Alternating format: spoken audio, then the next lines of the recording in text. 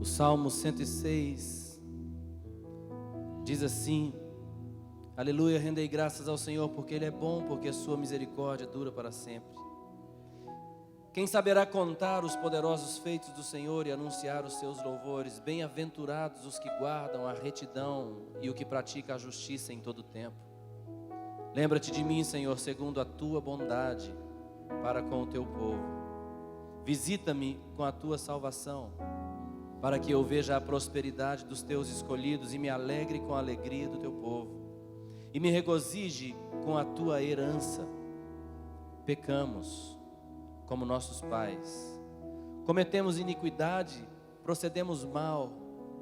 Nossos pais no Egito não atentaram às tuas maravilhas, não se lembraram da multidão das tuas misericórdias, e foram rebeldes junto ao mar vermelho. Mas ele os salvou por amor do seu nome, para lhes fazer notório o seu poder. Repreendeu o mar vermelho e ele se secou, e fê-los passar pelos abismos como por um deserto. Salvou-os das mãos de quem os odiava e os remiu do poder do inimigo. As águas cobriram os seus opressores, nenhum deles escapou. Então creram nas suas palavras e lhe cantaram louvor. Cedo, porém, se esqueceram das suas obras e não lhe aguardaram os desígnios. Entregaram-se à cobiça no deserto e tentaram a Deus na solidão. Concedeu-lhes o que pediram, mas fez definhar-lhes a alma. Lê esse verso 15 comigo, vamos lá? Concedeu-lhes o que pediram, mas fez definhar a alma. Pode sentar onde você está.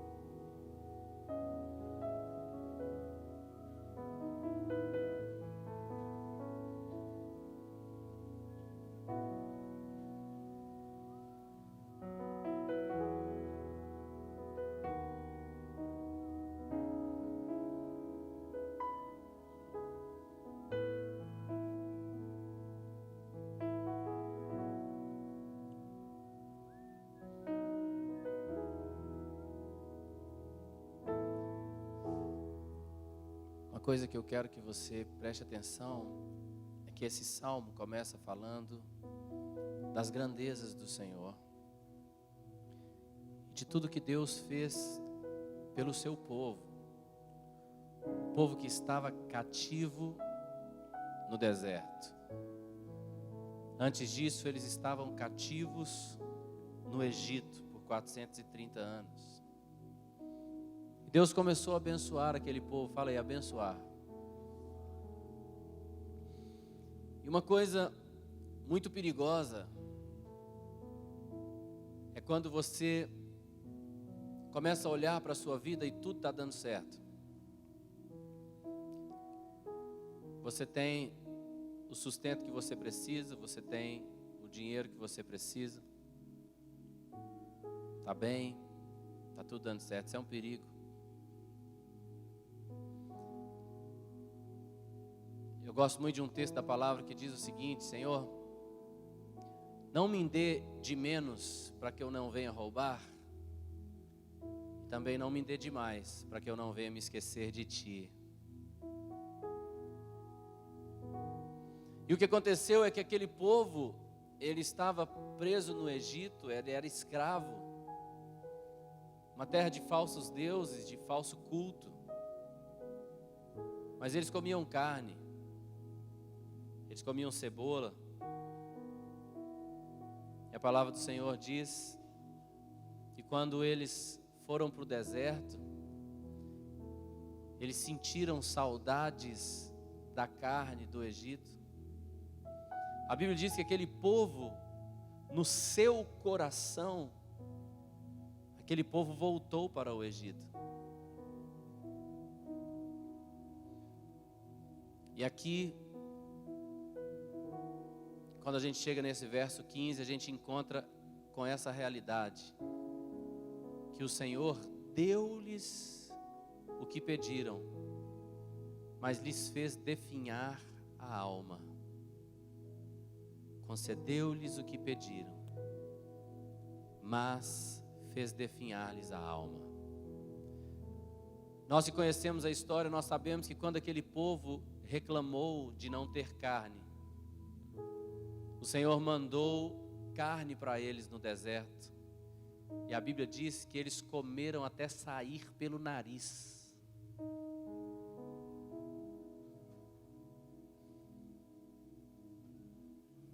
Mas nenhum daqueles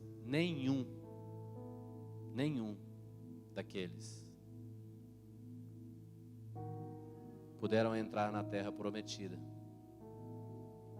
Todos morreram no deserto.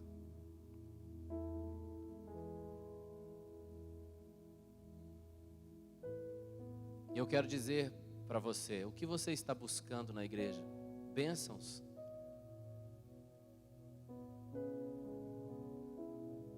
O que você está entendendo do Evangelho? É isso que você quer? Bênçãos? Prosperidade financeira, dinheiro? É isso que é o Evangelho para você?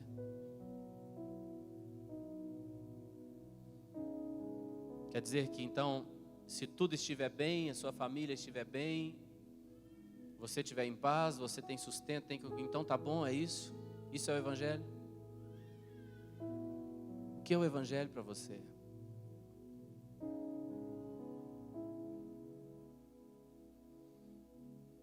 Irmãos, eu estou andando com Jesus dentro da igreja desde que eu nasci. E eu já vi muita coisa acontecer. E eu conheço bem de perto o que é essa realidade do verso 15 do Salmo 106. Concedeu-lhes o que lhes pediram, o que pediram, mas fez definhar-lhes a alma.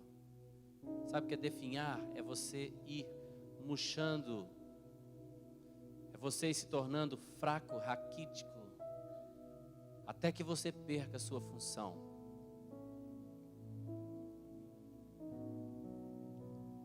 E eu conheci muitos cristãos durante a minha vida, que eles tiveram êxito em muitas partes da sua vida, mas sua alma definhou. Eles se tornaram raquíticos espiritualmente. Eles não desfrutaram da vida de Deus, eles não desfrutaram. Não tem nada que você faça nessa terra que seja importante, filho. Nada. Tudo que você faz aqui vai ficar aqui, tudo vai passar. Não importa qual seja a sua profissão, seus planos ou seu projeto, tudo vai ficar aqui. Nada disso tem a ver com a eternidade. Não importa quantos bens você possua, quantas casas, quantos carros, quanto dinheiro, você não pode comprar a saúde da sua alma. Você não pode comprar seu relacionamento com Deus. Então você tem que saber bem o que você está buscando, para não acontecer de você ter tudo sentindo que não tem nada.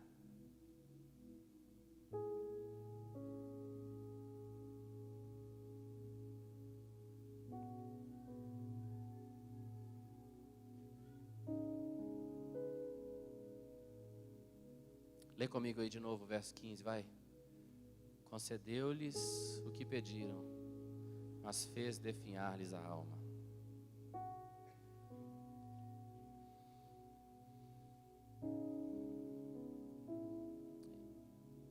Eu não quero a sua alma definhando. Você está me ouvindo? Está me ouvindo? Mas eu pedi ao Senhor, foi o Senhor que me deu. Tudo bem, foi o Senhor que deu para eles também.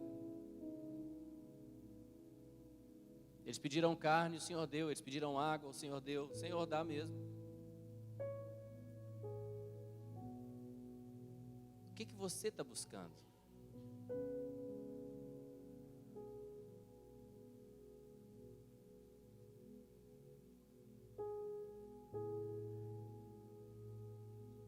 É complicado quando você começa a ter vitória em áreas da sua vida. A Bíblia não relata nenhum pecado de Davi enquanto ele estava sofrendo, enquanto ele estava sendo derrotado, enquanto ele estava sendo perseguido. Mas depois que ele se tornou rei, agora ele tinha tudo. Ele ganhou todas as guerras. Aí você vai lá ver 2 Reis, capítulo 11. A Bíblia diz que no ano em que os reis saíram para a guerra, Davi ficou no palácio. Sabe, ele já não estava interessado em guerrear mais. Você sabia que como filho de Deus você tem uma batalha para lutar? Quem sabia? Deixa eu te contar, se você não está lutando, você está só apanhando. Porque Efésios capítulo 6 diz que a nossa luta não é contra a carne ou sangue. Fala comigo, a nossa luta. É a nossa luta. Essa não é a luta do pastor, do apóstolo, do bispo. É a nossa luta, é a luta da igreja, é a sua luta, igreja. Igreja, você está aqui? É a sua luta. A nossa luta não é contra a carne ou sangue, mas sim contra principados, potestades, dominadores desse mundo tenebroso, forças espirituais do mal nas regiões celestes, Efésios 6. É a sua luta. Você foi solto nesse ringue, sabe aquela gaiola que te jogam lá dentro e agora você tem que lutar? Essa gaiola é o mundo, é a vida. Se você não está lutando, saiba que você está apanhando. Às vezes você não está vendo porque sua fraqueza espiritual não se manifestou no seu corpo ainda.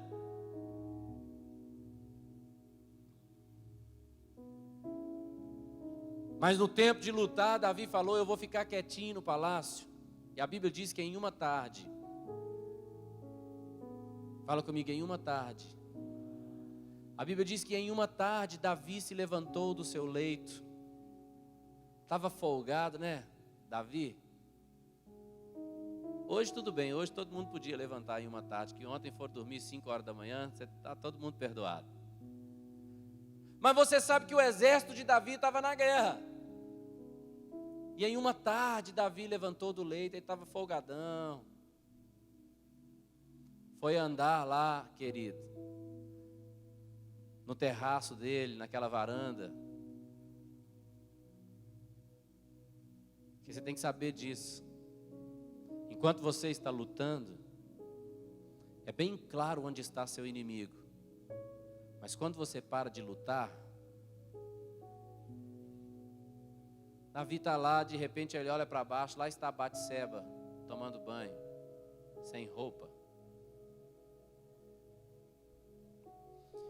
E é sempre assim, quando você sai da sua fileira, quando você sai da sua luta, as tentações, elas começam a ficar mais fortes do que ela realmente é. Elas começam a ter mais força e mais influência sobre a sua vida. Não é porque ela ficou mais forte, é porque você está fraco, acorda. É porque você está definhando. É porque você está raquítico. É porque aquilo que não fazia nem cosca em você, agora te fere. Aquilo que jamais seria uma tentação para você, agora está te fazendo cair. Por quê? Porque você está bem na sua vitória, as coisas estão dando certo. E você não está vendo que a sua alma está definhando.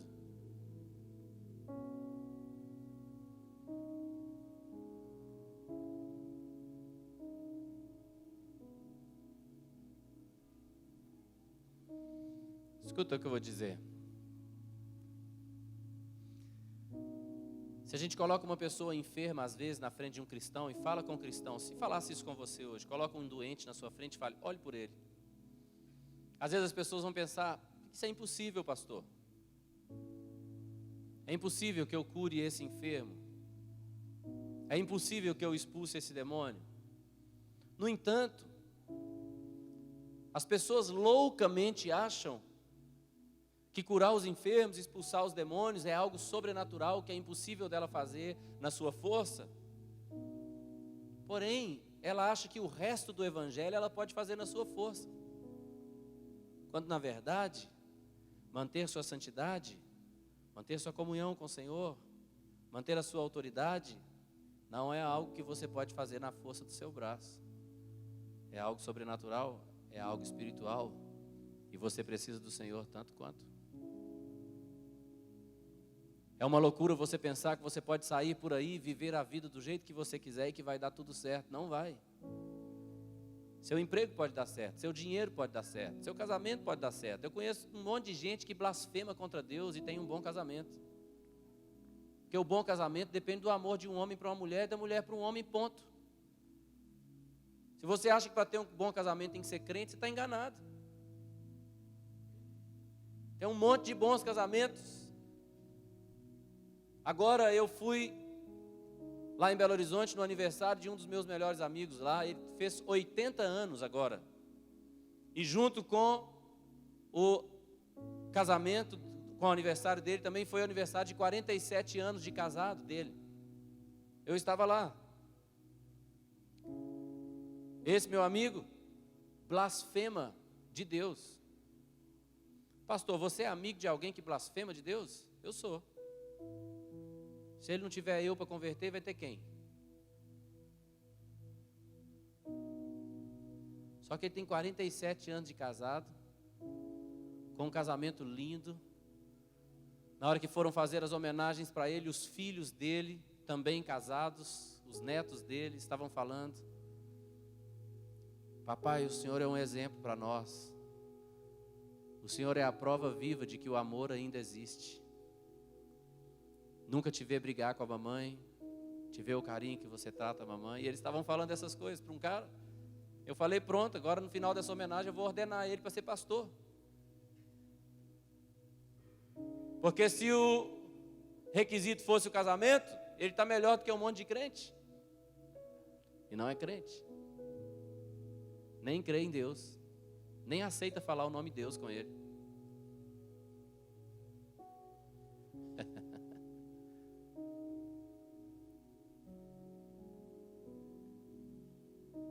Então as coisas podem dar certo para você em muitas áreas da sua vida. Mas e a sua vida com Deus? Como ela vai ficar? Você precisa do poder de Deus sobre você.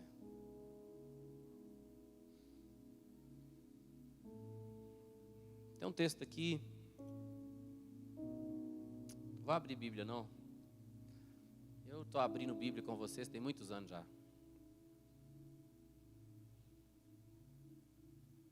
Mas Isaías fala algo interessante, falando na primeira pessoa como sendo Jesus, porque a Bíblia diz que o Espírito de Cristo estava nos profetas. Você sabia disso?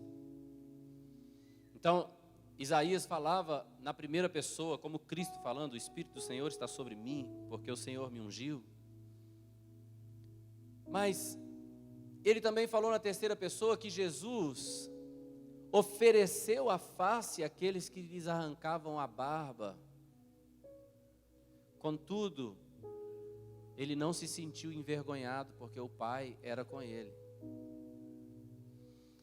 Veja bem, existem duas realidades. Existe a realidade daquela pessoa que está dando tudo certo para ela, mas por dentro ela está em frangalhos. Ela não consegue nem parar para ter comunhão com Deus. Ela nem se lembra qual foi a última vez que Deus entrou no quarto dela para ter comunhão com ela. Ela nem se lembra qual foi a última vez que ela foi tocada. Qual foi a última vez que ela recebeu uma visão, uma revelação de Deus. Qual foi a última vez que ela ouviu a voz. Ela nem lembra disso. A vida dela está bem, mas no seu espírito ela está em frangalhos. Por outro lado, nós temos essa realidade de Jesus, que o exterior de Jesus estava em tremendo sofrimento, quando eles estavam arrancando a barba dele de sua face. Porém, no seu interior, ele não se sentiu envergonhado, porque o Pai estava com ele. À luz das Escrituras, a vida do cristão não é para ser uma vida perfeita por fora, enquanto o seu espírito está morrendo. Muito pelo contrário, a vida do cristão é uma vida cheia de perseguições e problemas por fora, enquanto o seu espírito está brilhando.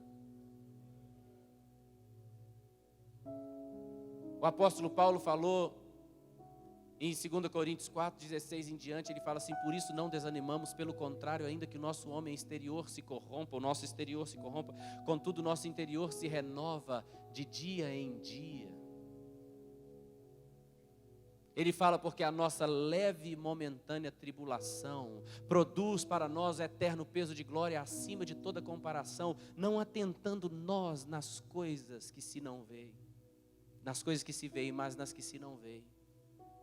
Porque as coisas que se veem são temporais, mas as que se não veem são eternas. Então o que o apóstolo Paulo está falando é o seguinte: ainda que aqui fora esteja tudo ruim, aqui dentro eu estou beleza. Está tudo bem. Se a fé não é assim, então ela não serve para mim. Porque uma fé que me deixa bem, só quando tudo está bem, eu não preciso dela, porque quando tudo está bem, eu já estou bem. Alguém aí? Agora, o que é isso que te deixa bem lá dentro quando está tudo ruim lá fora?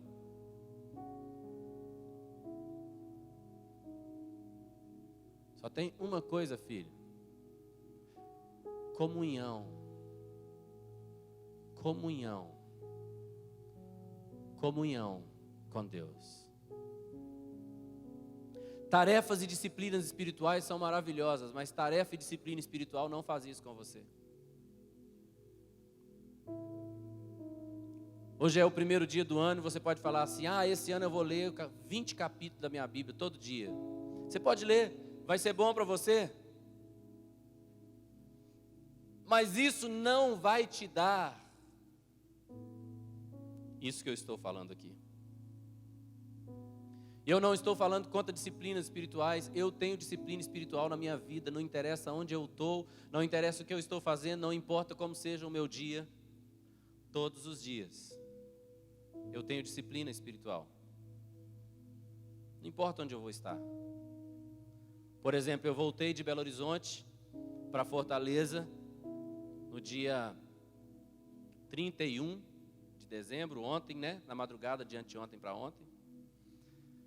Uma loucura para eu pegar o voo, correndo para um lado e para o outro, por causa de um problema que nós tivemos no documento lá. Mas nós entramos no avião, ia ser 2h40 de voo. Adivinha o que eu fui fazer no voo? Eu fui ler a Bíblia e adorar a Deus e orar. Eu não podia evangelizar quem estava do meu lado, que era minha esposa, os meus filhos. Então lá eu estava lendo a Bíblia. Lia um pouquinho da Bíblia, pensava um pouquinho. Oh, é verdade, Senhor. Lia mais um pouquinho da Bíblia. Oh, é verdade, Senhor. Eu não estou falando contra a disciplina espiritual. Eu tenho disciplina espiritual. Irmãos, eu tenho lido a Bíblia e orado e tendo comunhão com Deus ininterruptamente, todos os dias, talvez nos últimos 18 anos da minha vida, 17 anos da minha vida, todos os dias. Foi assim ontem, hoje e vai ser amanhã. Só que a disciplina espiritual, ela não pode roubar seu coração. Por que a disciplina existe? Porque nem sempre a sua carne vai estar pronta. Por exemplo, eu dei o exemplo do avião, certo? Eu entrei no avião todo suado, de tanto correr para um lado e para o outro. O aeroporto de Belo Horizonte enorme, a Aline já estava lá na porta do avião me esperando. Eu cheguei lá todo suado, correndo. Então o meu corpo estava agitado com outras coisas. Vocês estão entendendo o que eu estou falando? Então eu fui no avião, entrei no banheiro do avião, passei uma aguinha lá, pedi o rapaz também para beber água, passei uma toalha lá no meu rosto, sequei o meu rosto, sentei. Mas o meu espírito estava pronto. Porque ainda que o homem exterior se corrompa, contudo o interior se renova de dia em dia. Não presta, deixa eu traduzir a coisa de Paulo para você. Não presta muita atenção nas coisas exteriores. Não presta muita atenção no que está acontecendo ao seu redor. Teve problema? Teve, passou, pronto. Bora para frente. Mas o seu interior precisa permanecer na presença de Deus. Amém? Amém?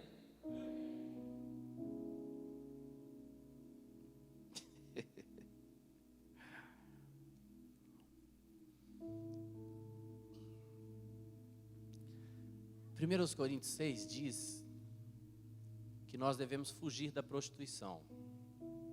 Que todo pecado que o homem comete é fora do corpo, mas aquele que comete o pecado da prostituição está pecando no corpo, contra o próprio corpo. E ali tem uma coisa interessante, que o apóstolo Paulo fala assim: vocês não devem pegar o templo do Espírito Santo e transformá-lo em membro de uma prostituta. Se você for olhar aquele texto, você vai ver uma coisa muito estranha. Que é o seguinte: se esse homem, que é templo do Espírito Santo, sair para se prostituir, ele ainda continua sendo o templo do Espírito Santo. Por isso o texto diz: você vai fazer do templo do Espírito Santo membro de uma prostituta? Só que a realidade do texto é que nós não somos templo vazio. A realidade do texto é que nós somos templo e morada. Olha o tamanho da loucura. O texto está dizendo que você, cidadão, você que entregou sua vida a Jesus, você que o Espírito Santo veio habitar em você, que ainda que você vá para um caminho muito tortuoso, o Espírito Santo vai estar lá ainda.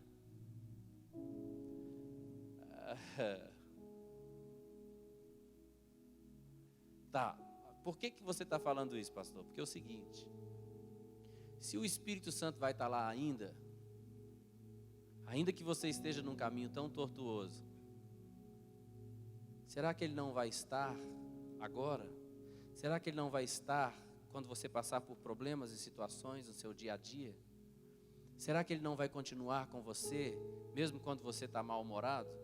Ou quando você passou por uma dificuldade, ou uma doença, ou uma enfermidade? Será que o Espírito Santo não continua lá? E aí eu quero te falar uma coisa. Ontem, eu falei sobre um assunto aqui, que é aquela pergunta que eu vinha fazendo para Deus: Senhor, Teu Espírito foi derramado em Pentecostes, apareceram línguas de fogo sobre a cabeça de cada um, eles falaram em língua, profetizaram, mas depois aquele mover parece que passou.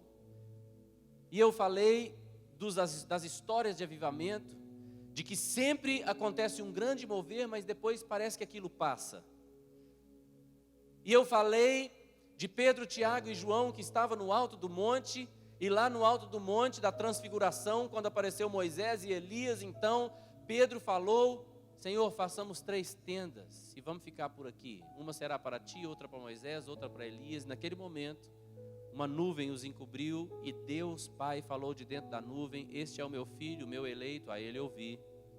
Eles passaram aquela noite ali e o que Jesus falou com eles no outro dia é que eles deveriam descer do monte. Eles desceram do monte. Quando eles desceram, uma multidão estava lá embaixo. E Jesus então curou aquele endemoniado que estava e continuou fazendo curas e milagres durante toda a sua vida. E eu falei ontem aqui dessa pergunta que eu estava fazendo a Deus: Deus, é assim? A sua glória vem, fica um tempo, se move no seu povo e depois sobe? E o Senhor começou a falar comigo sobre isso, até que eu entendesse que a glória de Deus não vem e depois sobe, mas a glória de Deus se move. E nós lemos ontem aqui de que quando Moisés, ele construiu o tabernáculo, a glória de Deus veio sobre o tabernáculo, e o Senhor os ensinou como fazer, e Moisés ensinou o povo como fazer, e o que eles faziam era isso: quando a nuvem da glória de Deus parava, eles paravam e se acampavam ali, e permaneciam ali. Se ela ficasse ali 2 anos, eles iam ficar 2 anos. Se ela ficasse ali 2 dias, eles iam ficar 2 dias. Se ficasse 1 mês, eles iam ficar 1 mês. Mas quando a glória de Deus se movia, eles rapidamente desmontavam o tabernáculo e eles iam acompanhar a glória. E eu falei aqui ontem que o que nós precisamos aprender é perceber o movimento da glória. Precisamos aprender a reconhecer a voz que nos fala de dentro da nuvem da glória. E precisamos ouvir essa voz e obedecer essa voz. Porque a glória de Deus veio muitas vezes sobre esse lugar, sobre essa casa. A glória de Deus se manifestou aqui ontem. Quem estava aqui ontem? Bem-aventurado é você que estava aqui ontem. Agora, quando a glória de Deus vem e se manifesta, nunca, fala comigo, nunca,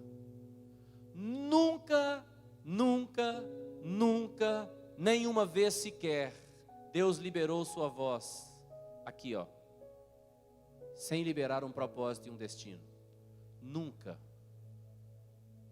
Deus nunca falou a qualquer pessoa na Bíblia para falar abobrinha. E aí, vim aqui falar com você, como é que tá? Beleza? Beleza. Então, boa noite, vai dormir. Nunca. Moisés, vou te enviar a Faraó. Não, Senhor, envia outro. Não, é você mesmo. Não, envia outro, Senhor. Não, Moisés, é você mesmo. Não, Senhor, envia outro, eu não sei falar direito. Tá bom, então chama Arão.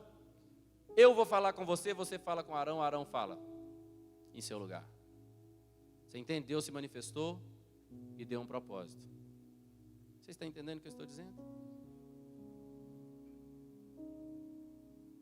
Então, quando a presença de Deus se manifesta, quando a glória de Deus se manifesta, quando Deus libera a sua voz, você tem que captar qual é o destino, qual é o propósito que Ele está te falando de dentro da nuvem. E aí nós temos que ficar esperto, porque quando a nuvem está aqui, nós temos que ficar atento para onde essa nuvem quer nos mover. Porque de repente essa nuvem vai falar: eu quero que você vá lá para aquela padaria da esquina. Se você for, a nuvem já foi e você se mantém na nuvem. Agora eu quero que você vá para aquele outro lugar. Se você vai, você se mantém na nuvem.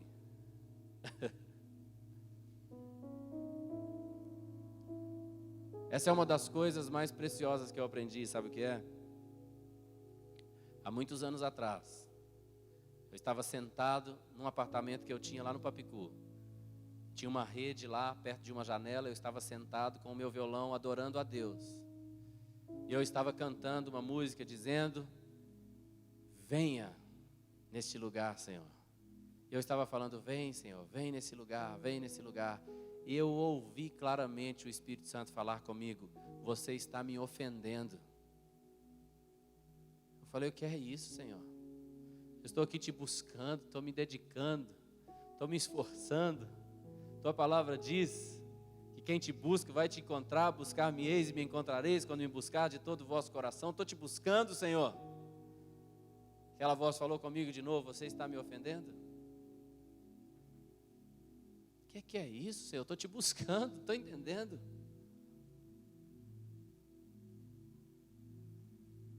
E o Senhor falou comigo naquele dia: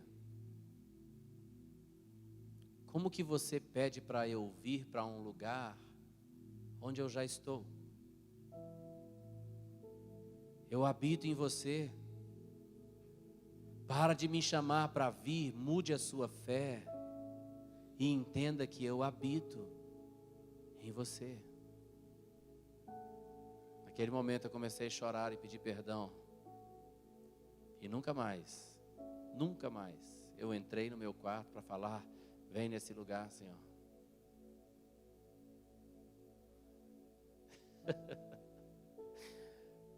Eu posso sentir em todo tempo o Espírito mover em mim. Eu falo dele. Eu acredito que cada pessoa existe uma maneira de perceber a presença do Espírito, certo? O Senhor nos permite perceber de algumas maneiras. Por exemplo, quando João ia batizar Jesus, João não sabia quem era Jesus. Eles se encontraram biblicamente só dentro do ventre. Depois João não tem relato deles ficando junto mais. João foi morar no deserto, sabe? Jesus já tinha 30 anos, era impossível ele reconhecer Jesus. Jesus não tinha Facebook, tá? Então Deus deu um sinal para João, ele falou, aquele sobre quem você ver descer o Espírito como pomba, é ele. Deus permitiu João perceber algo, para que ele soubesse. Existe uma maneira como você percebe o Espírito Santo sobre sua vida? Tipo assim, eu tenho um negócio que eu sinto aqui, ó. É tipo uma cosca feita por dentro. Eu acho que o Espírito Santo faz assim lá dentro. E eu sinto aquilo, sinto agora mesmo. Só que é o seguinte, quando a minha fé era pequena a respeito disso, eu só sentia isso quando eu estava, sabe, nos altos louvores. Quando eu estava naquela conferência. Porque minha fé era errada. Agora eu tenho isso tomando banho de piscina. Agora eu tenho isso no restaurante. Agora eu tenho isso no táxi. Eu tenho isso limpando a casa. Eu tenho isso em qualquer lugar. Porque eu aprendi que Deus não fez de mim um hotel, uma hospedaria, uma pousada. Ele fez de mim sua casa. Ele habita em mim. Ele habita em mim. A coisa mais poderosa que Deus já fez por mim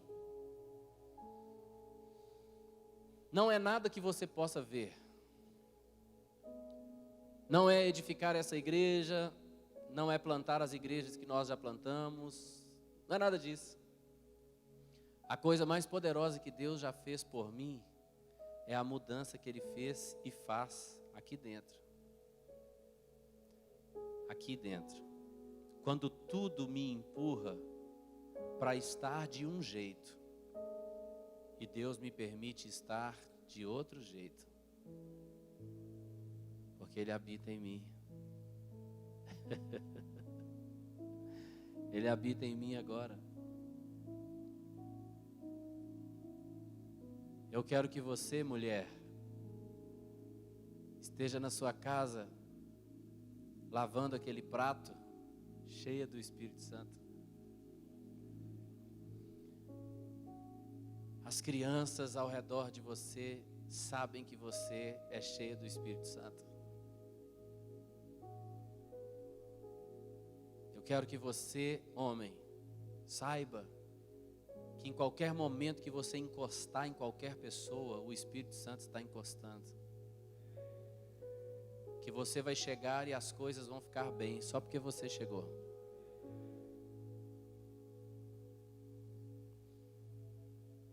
Há uns 3 meses atrás, a minha esposa saiu, ela foi ali dentro na sala agora, ela estava bem doente. Bem doente. Então muitas vezes eu chegava em casa e eu falava com ela assim, vem cá. E eu só dava um abraço nela. E eu segurava ela um pouquinho. E eu só podia sentir o Espírito Santo como um redemoinho ao redor dela, enquanto eu a abraçava. E de repente ela ficava bem.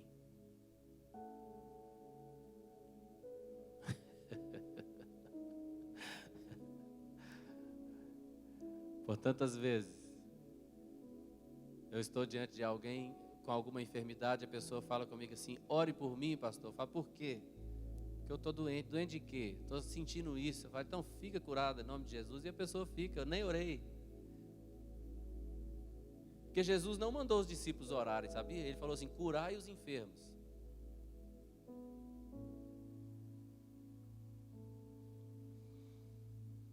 Pastor, sobre o que você está falando hoje? Eu não sei não.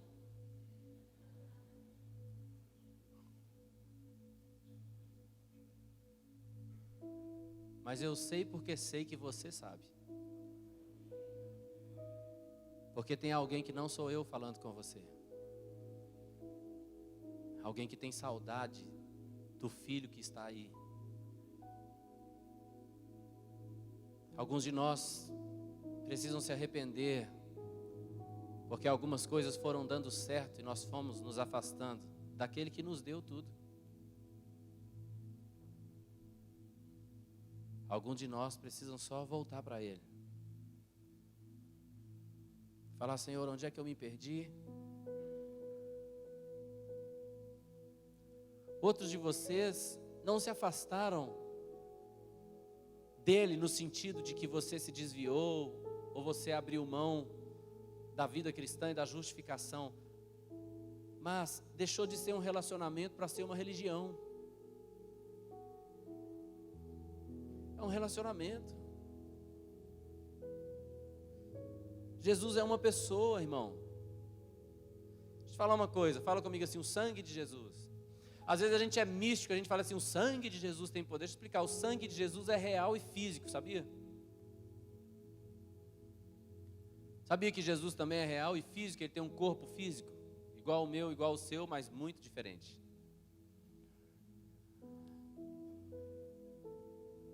Jesus veio nos chamar para um relacionamento. Ele falou com os discípulos, eu já não vos chamo servos, e sim amigos. Porque o servo não sabe o que faz o seu Senhor, mas eu, tudo vos tenho dito, tudo que o Pai quer fazer, eu tenho falado com vocês. Jesus nos chama para um relacionamento. Pedro não morreu por defender o cristianismo, morreu por amar Jesus.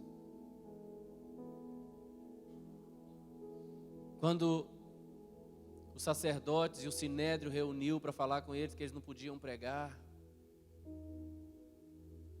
não tem nenhum relato bíblico de Deus Pai falando a Pedro. Mas a resposta que eles deram, Pedro deu, João deu, foi o seguinte: mais vale obedecer a Deus ou aos homens? Ele sabia que Jesus Cristo era Deus. Ele não falou, eu vou pregar porque esse é o mandamento do cristianismo, porque é isso que a minha religião faz, é assim que nós cristãos temos que ser. Nem existia o termo cristão ainda. Ele estava preocupado com Deus. Deus falou que eu tenho que fazer, eu vou fazer. Mas você não pode fazer. Pedro falou, você não está entendendo, eu vi Jesus. Eu vi Ele vivo. Eu vi Ele morrendo, eu vi Ele morto, eu vi Ele vivo de novo, eu vi Ele subir aos céus.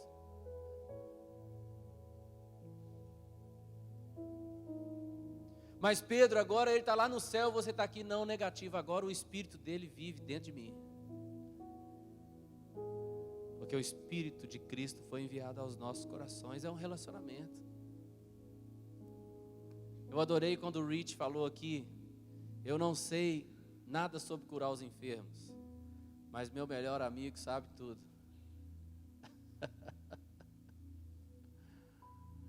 Para com esse negócio de ser cristão, crente, sei lá, evangélico. Se você não tiver relacionamento com Deus, não vale nada. Sabe o que o Espírito Santo é?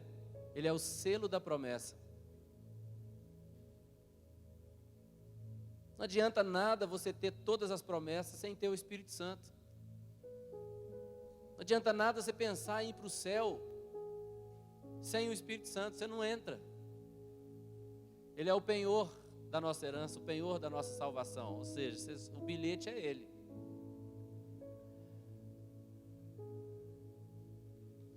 te falar uma coisa. Eu jamais aguentaria ser crente por nenhum dia sem o meu relacionamento com Deus.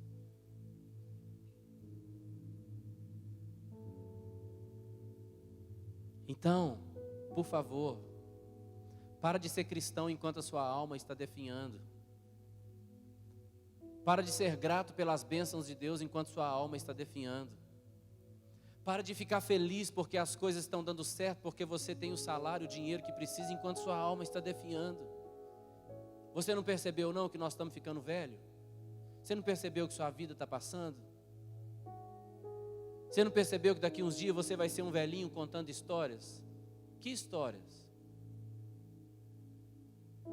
Que histórias?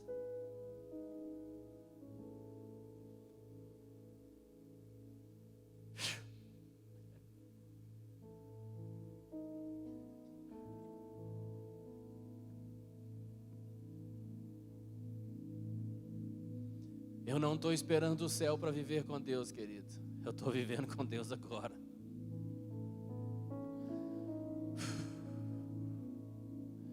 Eu não estou esperando o céu para viver com Ele. Eu estou no céu na terra. Eu posso fazer tudo o que a palavra do Senhor diz que eu posso fazer. Eu quero dia a dia andar na presença.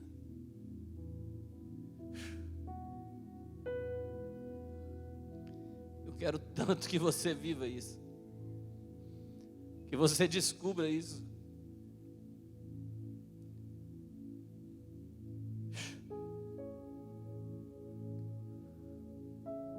Pastor, se eu tenho medo de alguma coisa, medo de nada. Mas por quê? Porque você é corajoso? Não, porque eu descobri o perfeito amor.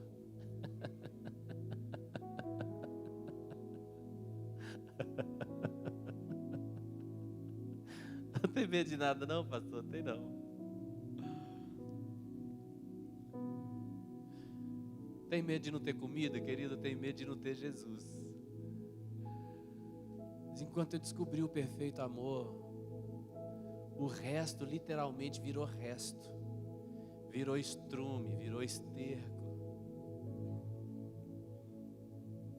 Você tem que parar para pensar nesse privilégio. O Senhor está te chamando para ser amigo.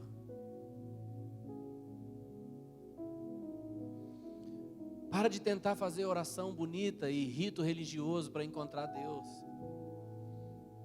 Chega na sua casa hoje e fala com Ele: Senhor, eu não sei orar não. O pastor falou que o Senhor habita em mim, eu não estou sentindo nada. Eu preciso de Ti demais. E aí você faz o que a Bíblia manda você fazer, você exerce sua fé. Fé é a certeza, fala comigo, fé é a certeza das coisas que se esperam. É a certeza. Fala comigo assim, a convicção de fatos que não se veem. É certeza e convicção. Então, Senhor, a Tua palavra diz, Senhor, habita em mim. Eu sei que o Senhor está aí, em algum lugar. Onde é que é? Cadê o Senhor? Eu quero te dar um abraço, Senhor. Muda tudo aí, muda tudo aí, muda tudo aí, Senhor. O Senhor está vendo como é que eu estou? Olha as minhas emoções, olha para o Senhor ver. Está vendo? Mexe aí, Senhor. A palavra diz que o Senhor Jesus foi ungido com óleo de alegria, mais que todos os seus companheiros. Estou precisando um pouquinho, dá aí, Senhor. A palavra diz que o fruto do Espírito é alegria. Daí, Senhor. Senhor, eu estou tão bruto, eu não estou amoroso com as pessoas. Cadê o amor? O fruto do Espírito é amor, paz. Oh Deus, eu estou precisando tanto de paz. Eu sei que o Senhor está aqui. Eu sei, porque Sua palavra diz e eu creio.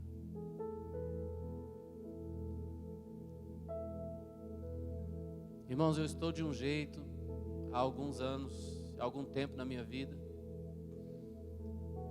que às vezes eu vou para o meu lugar de oração, eu não falo nenhuma palavra. Eu chego lá, eu já estou embolando com Deus assim, ó. dia.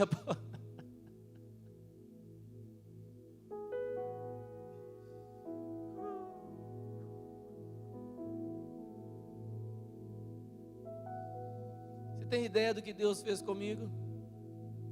Eu estava em Belo Horizonte agora. Eu adoro ir em Belo Horizonte por 2 motivos. Um, porque eu amo a igreja lá. Mas segundo motivo, é porque eu vejo os meus amigos. Alguns amigos que cresceram comigo, eu olho para eles e eles estão acabados. Estão com cara de bêbados. Cheirando cocaína até. E eu andando lá nas ruas, nesses dias, eu passava nos bares, eles estavam lá. E aí, como é que você está? Os caras estão acabados. Você tem ideia do que Deus fez comigo? Eu olho para os meus amigos, eu pareço um modelo capa de revista, perto daqueles doidos lá. Era para eu estar pior do que eles. Deus fez algo muito maravilhoso comigo. Muito maravilhoso comigo.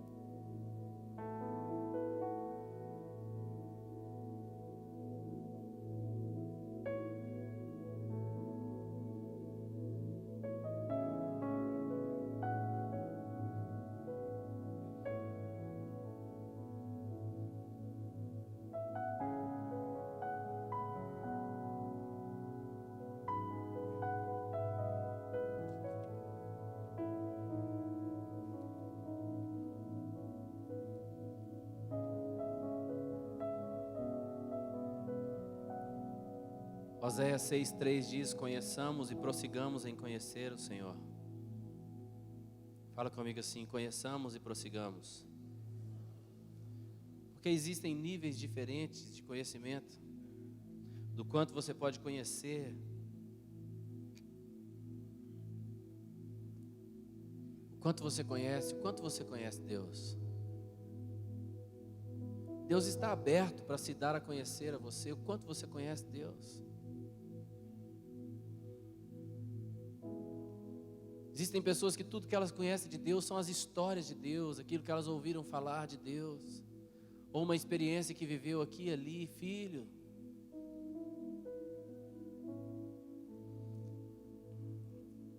eu acho que eu vou começar a pregar agora a mensagem. Eu tenho tempo, o ano está só começando. Olha o que diz Romanos 8, olha.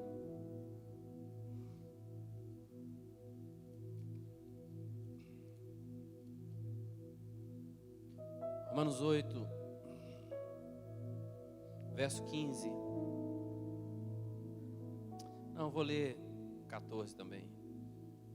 Vou ler do 12 em diante.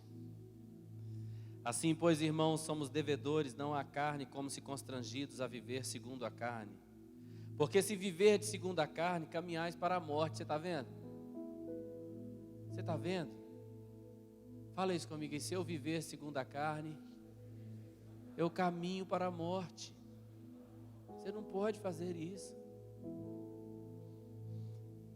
Eu preguei aqui há 3 semanas atrás um tema chamado Obtendo Vitória através de descansar na presença de Deus. Se você não estava aqui naquele sábado, pelo amor de Deus, entra lá no YouTube, escreve isso: Obtendo Vitória através de descansar na presença de Deus, Pastor Gilson, ou entra no canal do YouTube do Ministério Casa do Pai. E você vai ver lá, eu preguei aqui há 3 semanas atrás. Sobre essa realidade, e eu tenho aplicado isso na minha vida há muito tempo. Há muito tempo. A realidade de que o meu dia começa às 6 da tarde. É assim que é o dia de Deus. Gênesis diz: houve tarde de manhã o primeiro dia, houve tarde de manhã o segundo dia, houve tarde de manhã o terceiro dia, houve tarde de manhã o quarto dia, houve tarde de manhã o quinto dia, houve tarde de manhã o sexto dia. Essa é a ordem do Senhor, o dia começa no entardecer. Para o brasileiro, nós estamos aqui no dia 1º de janeiro. Mas se a gente estivesse agora em Israel, não ia ser nem 2 de janeiro, porque lá é outro calendário. Mas se fosse o nosso calendário e nós estivéssemos em Israel, hoje já seria dia 2, porque o dia começa ao pôr do sol. Quando o sol se pôs, terminou aquele dia e agora começou um novo dia. O dia de Deus começa às 6 da tarde. Isso é uma mudança de mentalidade tão grande. Porque quando 6 da tarde começa, geralmente o que todo mundo está fazendo é voltando para casa. A maioria das pessoas. Então o seu dia começa assim. O que você vai fazer agora, seu dia começando? Vou para casa. Vou ficar com a minha família. Vou ficar com os meus filhos ou com os meus pais. Com as pessoas que eu amo. Também vou ter comunhão com os irmãos da igreja. Eu vou para uma célula, eu vou para um grupo pequeno. Vou ter um tempo de discipulado, eu vou orar com os irmãos, vou ter comunhão. Está vendo tudo que a Bíblia fez para mim? E aí depois, você faz isso durante quanto tempo? Até umas 9h30 da noite, mais ou menos. Então 3h30 do seu dia, desde o momento que o seu dia começa, você só está ficando com a sua família, com as pessoas que você gosta, tendo comunhão. É isso? E depois? Depois agora eu vou orar. Eu vou para minha casa, eu vou entrar no meu quarto. Eu vou ficar com o Senhor. Você deixa eu falar só umas coisinhas poucas, ruins de ouvir? Só umas, pouquinho assim. Sim ou não? Se você tem televisão no seu quarto, tira ela de lá. Eu tirei a minha da minha vida, mas não precisa fazer isso tudo não. Só tira do seu quarto. Tira ela de lá. Posso falar só mais umas coisinhas ruins de ouvir? Deixa o celular entrar no seu quarto também, não? Deixa ele lá em cima da mesa.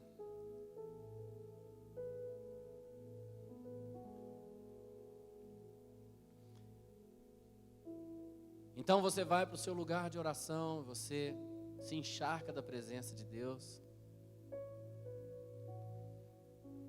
Eu falei aqui ontem que eu estava pregando, eu sonhei com a mensagem. Eu sonhei. Irmãos, Deus fala comigo em sonho, muitas e muitas vezes. Eu sonho. Eu tenho certeza que Deus fala comigo toda noite enquanto eu durmo. Algumas coisas Ele me deixa lembrar, outras não. Então a minha mentalidade é o seguinte. No meu dia de 24 horas, as primeiras 16 horas, eu só fico curtindo. Imagina se o seu dia começa às 6 da tarde. Então você fica com a sua esposa, com seu marido, com seu pai, com sua mãe, com as pessoas que você ama. Você tem comunhão com os irmãos da célula. Depois você vai para sua casa, você tem tempo de oração. E aí você já gastou talvez até 10 horas da noite. Então você gastou 4 horas do seu dia fazendo isso. Aí você vai ter comunhão só você e Deus. Vamos falar que você gasta mais 1 hora lá. Então você já gastou 5 horas do seu dia só fazendo isso. E agora depois? Depois agora eu vou dormir. Seu dia começa muito legal.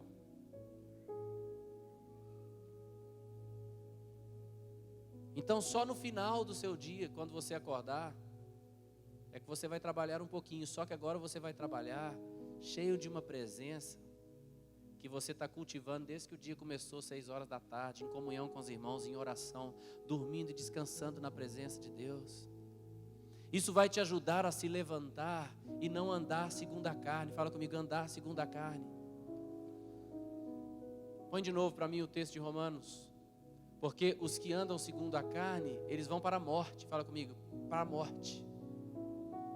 Se você viver segundo a carne, você caminha para a morte. Essa mentalidade que o brasileiro tem, de já acorda com despertador no último minuto, sai correndo, toma aquele café meio de qualquer jeito, com o coração acelerado. Quando você vai lembrar de Deus, já está lá no meio do seu dia, porque sua cabeça já acorda a 1000. Essa mentalidade tem que mudar. Eu tenho falado isso para muitas pessoas. Eu falei aqui aquele dia do Salmo 127. Não é? Põe para nós aí, filho, por favor, Salmo 127. Eu falei aqui aquele dia. Essa mentalidade sobre o cuidado de Deus para nós ela tem que mudar. Porque se você levanta e sai correndo, na força do seu braço, você vai conquistar tudo que o seu braço pode conquistar. Mas olha o que o texto diz.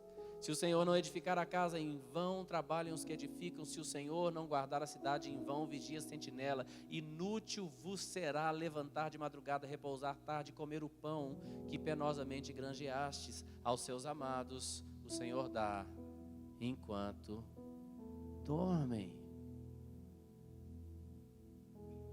Você pode correr feito um louco e conquistar tudo que o seu braço pode conquistar, ou você pode aprender a ter comunhão com Deus e ver o Senhor conquistar tudo que o braço dele pode conquistar.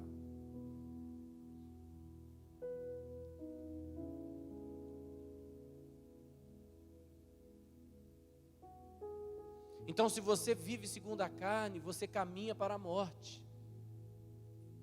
Vamos continuar lendo o texto de Romanos 8.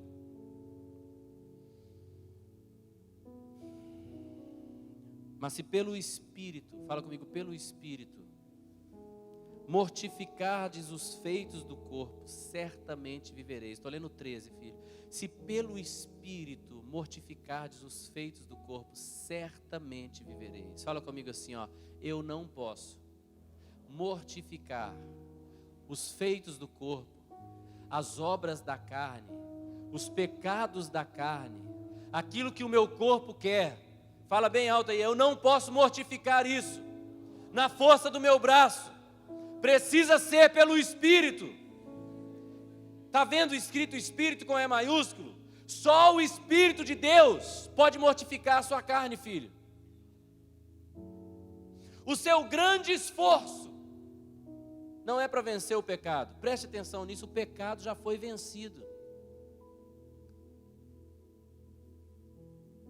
O pecado já foi vencido. Preste atenção nisso que eu vou te dizer. Quando Jesus morreu na cruz, Ele não crucificou o pecador. Deus não fez Jesus pecador por nós. Quando Cristo morreu na cruz, Ele crucificou o pecado. A Bíblia diz, aquele que não conheceu o pecado, Deus o fez pecado para que nele fôssemos feitos justiça de Deus. Então o pecado já foi vencido, o pecado já foi derrotado. A sua luta hoje, meu amado, não é contra o pecado. O que você tem que fazer hoje é enchei-vos do Espírito. Efésios capítulo 5, versículo 15, nos chama atenção para essa realidade do tempo. Fala, vede prudentemente como andais, não como necios, e sim como sábios, remindo o tempo, porque os dias são maus. Olha para você ver. Então nós temos que aprender a remir o tempo. Aprender a aproveitar todo o tempo, gastar o nosso tempo com a coisa certa, parar de desperdiçar tempo. O homem mais rico do mundo não pode comprar 1 minuto de sua vida. Quando o médico fala assim, ó, o coração vai parar agora, ele fala assim, eu pago 1 milhão por mais 1 minuto. Não está à venda. Então vede prudentemente como andais, não como necios, e sim como sábios, remindo o tempo, porque os dias são maus. Apóstolo Paulo diz que nós precisamos buscar compreender qual é a vontade do Senhor. E ele falou, e não vos embriagueis com vinho, mas enchei-vos do Espírito. Por que nós vamos nos encher do Espírito? Porque o Espírito vai mortificar os feitos do corpo. Você não vai ter que lutar contra o pecado quando você estiver cheio do Espírito Santo. O pecado não vai fazer nem cosca na sua porta. Você está me ouvindo? Verso 14. Pois todos os que são guiados pelo Espírito são filhos de Deus. Filhos, vem cá, Arthur. O Arthur é meu filho.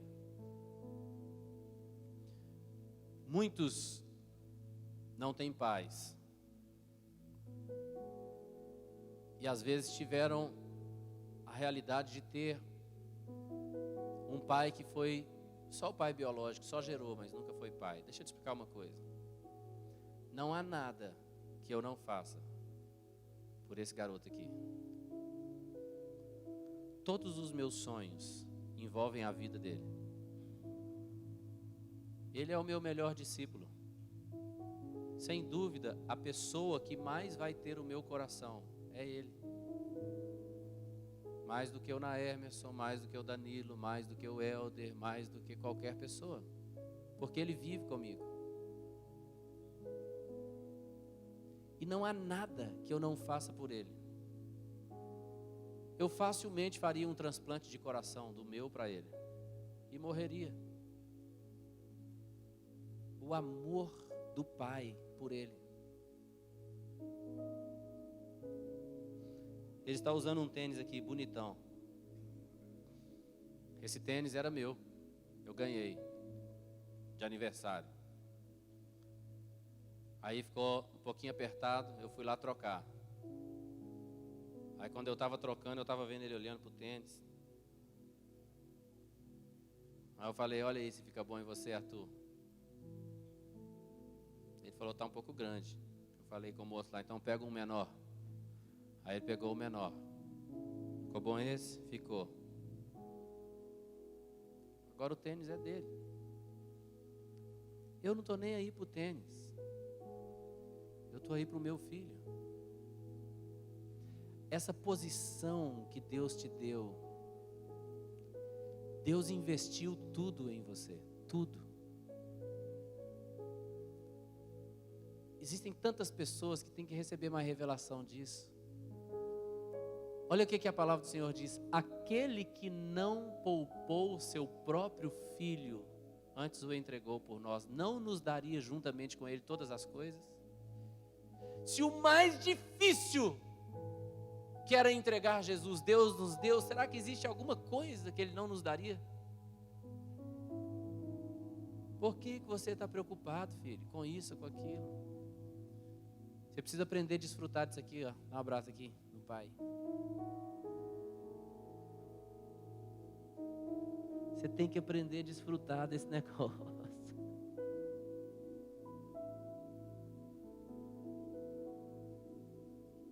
Pois todos os que são guiados pelo Espírito são filhos de Deus. Não são seguidores. Não fazem parte da religião de Deus. São filhos. São filhos.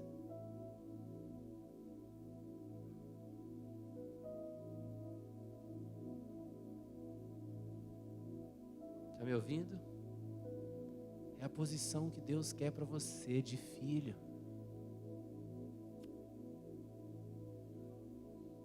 Você é bonitão, Zé.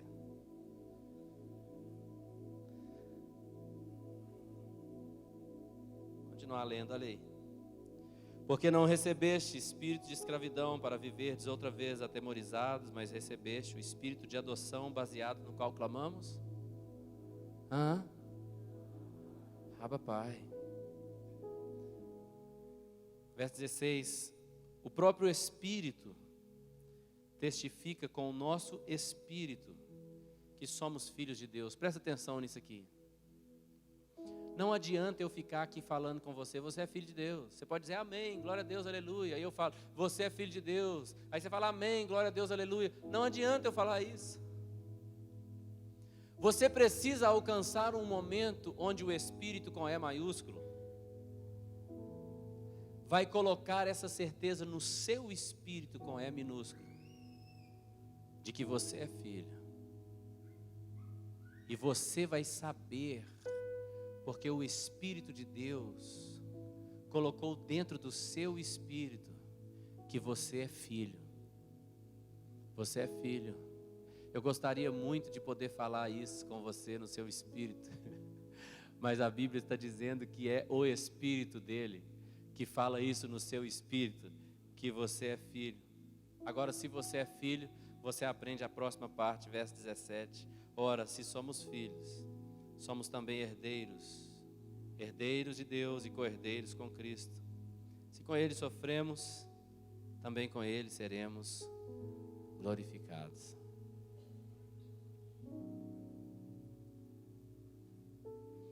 Sobre o que você está falando, pastor? Não sei não.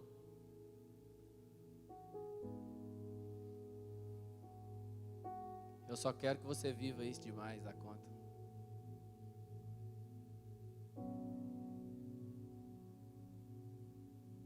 Ninguém me manda pregar o Evangelho, sabia? Eu não tenho ninguém que fale comigo. Você tem que pregar o evangelho, Gilson. Eu prego para todo mundo. Por quê? Porque é o amor do Pai que está em mim. Ninguém me manda ajudar as pessoas, sabia? Eu não faço isso em Fortaleza porque é bom para mim, porque eu sou pastor e tenho que ajudar as pessoas. Eu estava em Belo Horizonte agora, eu gastei um rio de dinheiro lá ajudando os outros. Ajudando quem? Gente que precisava. Eu dou dinheiro para os outros igual água, gente. Eu dou dinheiro demais para os outros. Por que você dá, pastor? Porque eu não preciso de dinheiro. Ah, fala sério, pastor, você não precisa não. Eu não.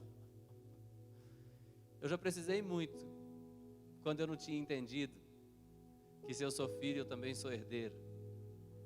Herdeiro de Deus e co-herdeiro com Cristo. E que o meu Pai, que não me negou o seu próprio filho, não vai me dar junto com o filho todas as coisas?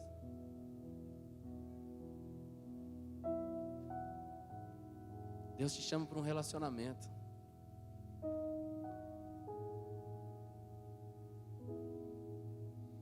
Pastor Gilson, eu estou a fim de ouvir sua definição para o ano de 2020. Eu vim aqui só para anotar qual que é a direção.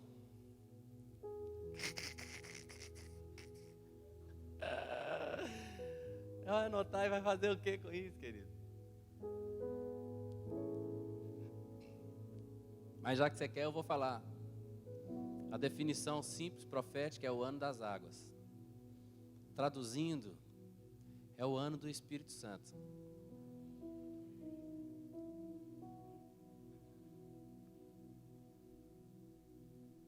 É o ano de uma porção dobrada da vida de Deus sobre você. 2020. Uma porção dobrada, uma expectativa dobrada da presença de Deus.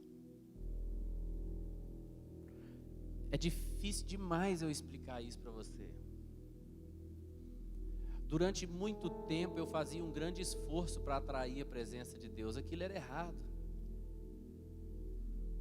Hoje eu não tenho que atrair presença nenhuma. Eu tenho que liberar.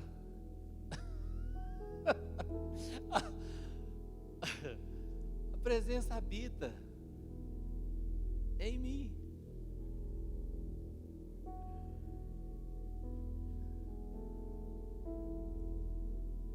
Se você andar nessa consciência, como é que vai ser? Você e ele no ônibus, você e ele no ponto de ônibus, você e ele no táxi, você e ele no trabalho, você e ele com seus funcionários. Como é que vai ser esse negócio?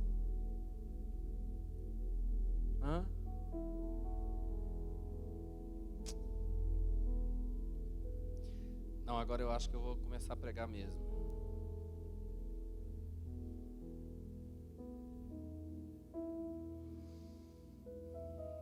Olha o que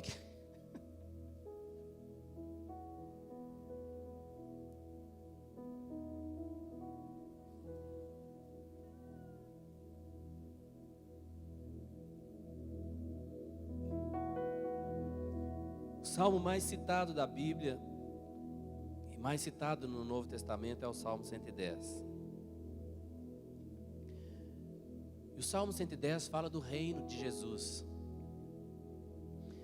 Eu quero ler com você o início desse salmo. Diz assim: Disse o Senhor ao meu Senhor: assenta-te à minha direita, até que eu ponha os teus inimigos debaixo dos teus pés. Jesus introduziu isso e depois os apóstolos ensinaram que esse salmo deveria ser lido assim, ó: Disse o Senhor Deus Pai ao meu Senhor Deus Filho Jesus. Então é como o salmista dizendo: disse o Senhor Deus ao meu Senhor Jesus. Então Deus disse a Jesus: assenta-te à minha direita, até que eu ponha os teus inimigos debaixo dos teus pés. Bom, isso é a realidade de agora. Jesus está sentado à direita de Deus até que os inimigos estejam debaixo dos seus pés. Tá. Verso 2. O Senhor enviará de Sião o cetro do seu poder, dizendo: domina entre os teus inimigos. Sião é uma representação na Bíblia em muitos e muitos textos. Sião é uma representação da igreja, da noiva, de você. Agora, o verso 3, ele pega o meu coração de um jeito, olha o que diz: apresentar-se-á voluntariamente o teu povo no dia do teu poder, com santos ornamentos, como orvalho emergindo da aurora, serão os teus jovens. Sabe o que me pega nesse texto? É que esse povo que vai reinar, que vai dominar sobre os inimigos, eles vão se apresentar voluntariamente. Não vai ter ninguém falando: vai e faz isso, vai e faz aquilo. Ei, evangeliza, prega. Ei, evangeliza aí. Ou faz um discípulo aí, abre uma célula. Não vai ter ninguém falando nada. Existe um povo que vai se apresentar voluntariamente. Eu estou aqui, Senhor, voluntariamente, para fazer a tua vontade, para caminhar em tua presença, voluntariamente, voluntariamente, voluntariamente, voluntariamente. Ninguém precisa me empurrar para isso, eu quero ir voluntariamente. Na verdade, você pode até me empurrar para trás, eu vou continuar indo para frente. Não importa quanto sofrimento isso possa trazer à minha vida.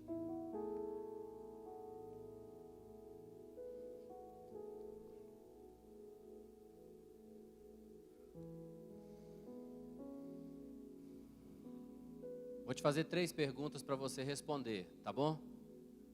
Você vai responder baixinho, mas você vai falar com a boca. Quem está do seu lado não precisa ouvir não, mas você responde assim, baixinho, tá? Tá bom? Responde aí. 3 perguntas. Pergunta número 1. Como está o seu relacionamento com Deus? Responde aí. Responde aí.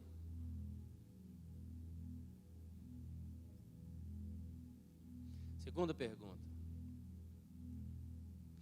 Como está essa sua consciência de que Deus habita em você 24 horas? Responde aí, fala aí.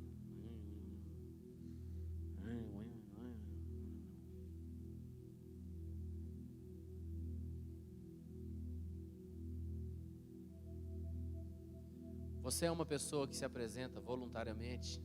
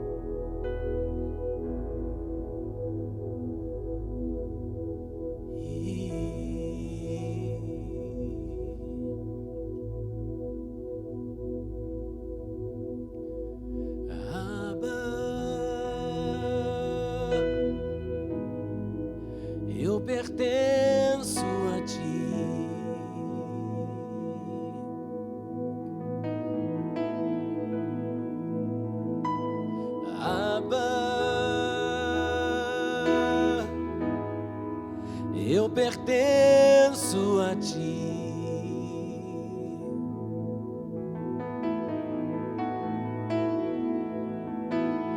Abba, eu pertenço a ti.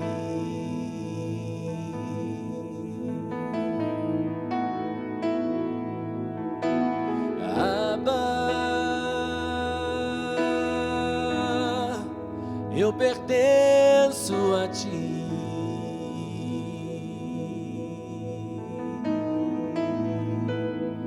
E eu pertenço a ti. Eu pertenço a ti e não mais a mim.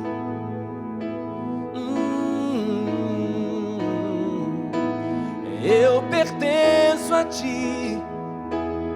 Eu pertenço a ti e não mais a mim, Senhor. Eu pertenço a ti. Eu pertenço a ti e não mais a mim.